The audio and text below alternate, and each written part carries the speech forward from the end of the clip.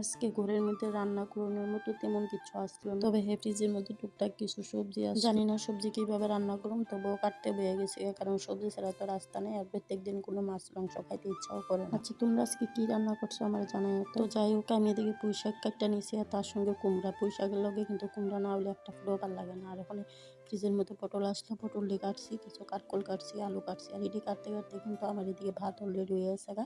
তখন আগে ভাতের ফ্যান দিয়ে ঝরামো আর কি। হ্যালো এভরিওয়ান, আমি অপরাজিতা। তোমরা সবাই কেমন আছো? আশা করি সবাই খুব ভালো আছো। আর কে কোন থেকে আমার ভিডিওটা দেখতে আসো অবশ্যই কিন্তু আমার কমেন্টের মাধ্যমে জানাই। আর এই যে কিছু ঢেঁড়স কাটটা নিয়েছি, তবে ঢেঁড়স কিন্তু আমার তরকারিতে দিতে ভালো লাগে না। আর অনেকে কই ঢেঁড়স, আবার অনেকে কই ভিন্ডি। আমরা এখানে ঢেঁড়সই কই।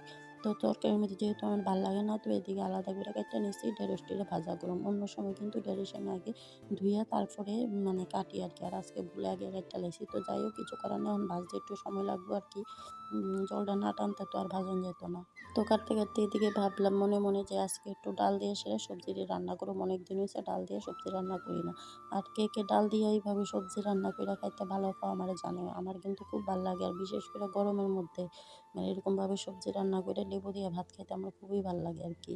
যদিও আমি এই সবজিটার মধ্যে আজকে আদা কোনো কিছুই দিছি না। তো এর মধ্যে আমি রান্না করতে করতে হঠাৎ করে আমার রান্না দিল একজন একটু কোল্ড ড্রিঙ্ক।